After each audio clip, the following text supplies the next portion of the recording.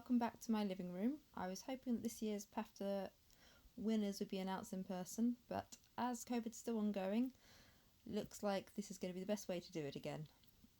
So I am, however, hoping that letting you know the PAFTA winners is going to bring some much needed cheer to these Tier 4 days. Although I am actually recording this in advance of the weekend, so I do have some concerns that by the time you watch it on Wednesday, we would have reached at least Tier 7 or 8. But anyway, moving on to the happier stuff. Firstly, well done to everyone who was nominated. I know that the TPDs and Sarah Burke found it really difficult to find a winner this year. There's the full list of nominees attached to this post. Everyone would have been great winners, and I hope you realise that the very fact you've been nominated shows the difference you're making to your colleagues within your work, and just keep doing the great stuff you're doing. I also want to take the opportunity to thank everyone who's made nominations. From a biased personal perspective, I'm really grateful for those who nominated me. Good to see how good my morale was getting nominations, so I know that most people probably felt similarly. So both the nominees and the winners you would have given a big boost to with this. But anyway, moving on to the bits we were waiting for, I'm going to now let you know who the winners are. I just want to quickly apologise in advance for any mispronounced names, and I have decided to wimp out surnames for this reason. So, in the category of Best Junior, that's the ST1 to ST3 trainees, the winner is Jodie from Worthing. So I'm really pleased with this. Jodie's one of our new trainee committee members, and I've also worked with her in the past. I can definitely vouch that she is an excellent and worthy winner of this category. But I'm just going to read out a few key things from her nomination. So, the reasons for nominating is that she's supportive and encouraging when they've worked with her. She helps suggest social events to try and improve the team atmosphere. She's got excellent clinical knowledge. Her relationships with patients and their families are empathetic and warm. And they went on to say that she embodies several of the RCPCH values. She will often challenge positively while valuing others' input, and over the last 6 months she'd stepped up to lead, acting as a positive role model to other junior trainees. So well done, Jodie, very worthy winner there. So moving on to the category of Best Senior Trainee, so that's your ST4 pluses. The winner is Magali, who received 2 nominations this year. So reasons were highlighted for her nominations were her creation of the EPIC scheme and of the Holding Hands project. I've had a look into some of these myself on writing her email for winning, and I can see what a great scheme the Holding Hands project is. It's a local forum that brings together junior doctors within a department and helps them to discuss day-to-day challenges at work, non-clinical problems, plans for solutions to overcome these issues, and specific training requirements. And Magali was one of the creators of the scheme, which is brilliant. Other things mentioned within her nomination are that she proactively helps trainees, she arranges great teachings, and she acknowledges all the works of trainees via the Holding Hands. They stated that she was very supportive when they had their first NICU shift. She's lovely to work with, and she did a lot of assessments with trainees.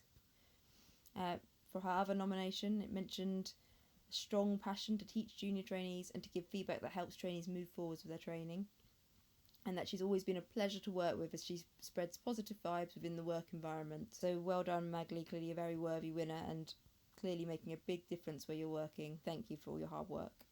In the category of Best Educational Supervisor, again we've seen lots of brilliant nominations of some really lovely sounding supervisors, but the winner was Dr. Mode. Reasons for nominating was that since she'd become college tutor, she's revolutionised the teaching at Queen Elizabeth, the Queen Mother Hospital in Margate, where she works. She caused the purchase of neonatal simulation mannequins and started a regular neonatal simulation fortnightly to improve neonatal skills, which sounds brilliant. During COVID, she suggested the introduction of a WhatsApp teaching group where case-based discussions occurred, as well as highlighting regional and national teaching programmes.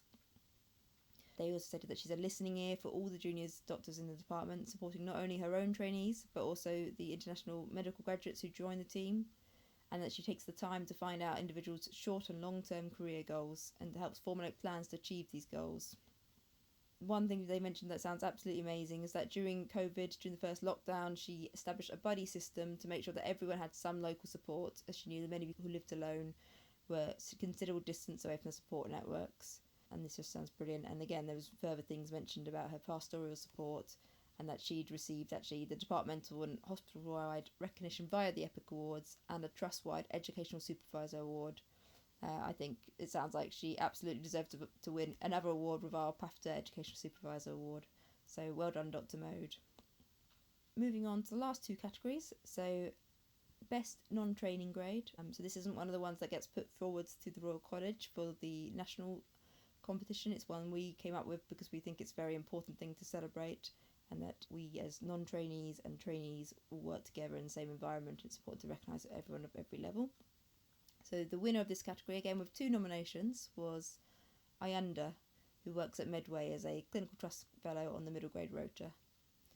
So some of the things mentioned again for why she was nominated was that she'd contributed immensely to research and guideline development, and that she takes extra effort to deliver clinical teaching, that she was passionate about neonatal medicine and is an inspiration to her colleagues.